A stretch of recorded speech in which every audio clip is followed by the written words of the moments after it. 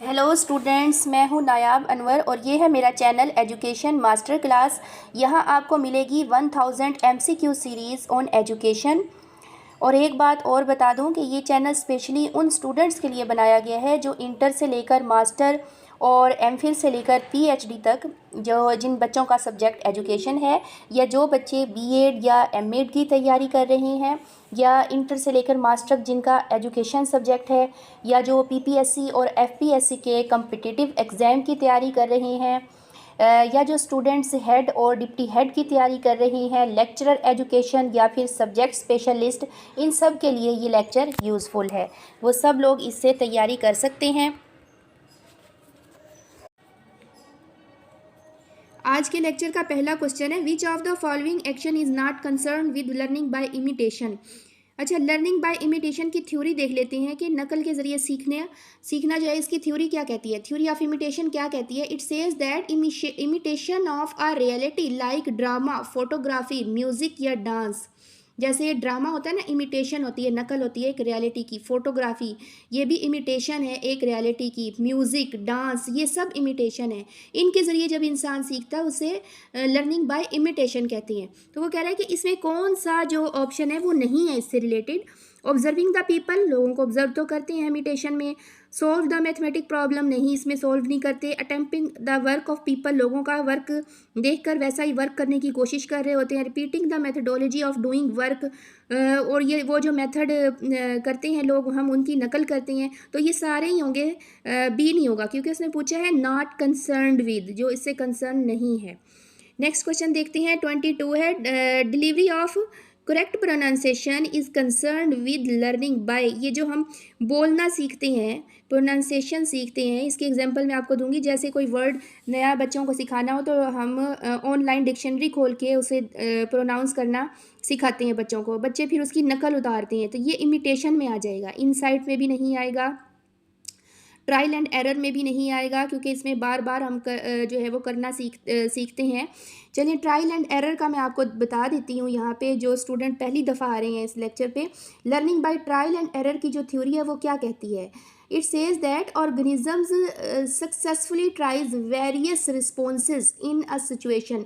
वो various responses कर रहे होते हैं एक सिचुएशन को हल करने के लिए। बार बार वो एक एक्शन परफॉर्म करते हैं similarly at random until one is successful in achieving goal. और फिर वो एट लास्ट जो है वो अपने गोल को अचीव करने में कामयाब हो जाते हैं। ठीक है, तो ये ट्रायल एंड एरर हो गया। इनसाइट क्या होता है? लर्निंग बाय इनसाइट, इसमें इंसान अपने जहन में जो उसके इन्फॉर्मेशन होती हैं, जो उसके कंसेप्ट्स होते हैं, उनको यूज़ करते हुए जो उसने फार्मूले वगैरह याद किए जाते हैं, कोई प्रॉब्लम सॉल्व कर लेते हैं। इसकी थ्योरी क्या कहती है कि suddenly grasping of the solution without trial and error. वो कहते हैं इसमें ट्रायल एंड एरर नहीं होता, लेकिन हम अचानक से किसी भी क्वेश्चन का, किसी भी मसले का हल निकाल लेते हैं। वो कैसे निकालते हैं?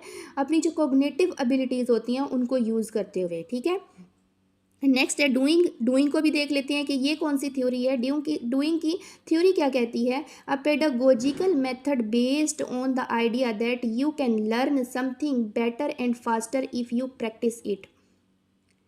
यानी इसमें आप किसी चीज़ को अच्छा कर सकते हैं अगर आप उसे बार बार प्रैक्टिस कर रहे हैं।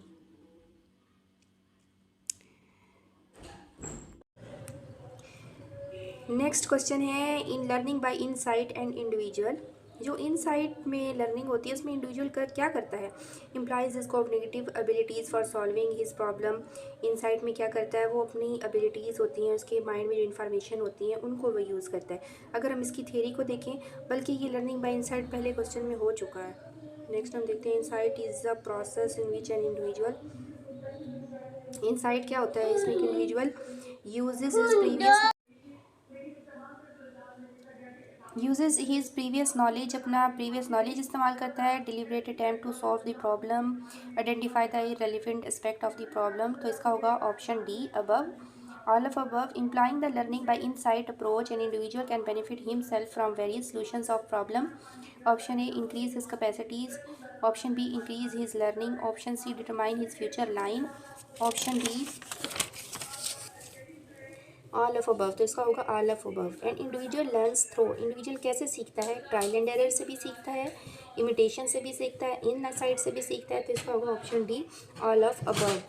27 है, which of the following is a central point of learning through insight. Insight के ज़रिए जो सीखना है उसका सेंट्रल पॉइंट क्या है? Instantly solve the problem.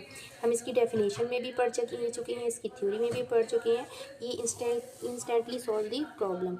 In learning by insight and individual, वो क्या करता है? Has understanding the environment, knows the benefit of solution, consciously make effort. तो ये सारा आ जाएगा all of above. Skill become the part of behaviour when their theories are studied, an individual practice them by himself, the other individual are observed, one has the firm intention to do them. Skill become the part of the behavior, skill जो है part of behavior जब बनती हैं, इसका होगा option D, one has the firm intention to do them, जब उसके का वो पक्का इरादा कर लेता है। which of the following method of learning is used in learning by doing? learning through trial and error, first method learning by imitation, दूसरा मेथड लर्निंग थ्रू इनसाइट, तीसरा मेथड, और इसका होगा ऑल ऑफ अबव। चलिए जी, तो यहाँ तक का था आपका आज का लेक्चर। तो मिलते हैं नेक्स्ट वीडियो में।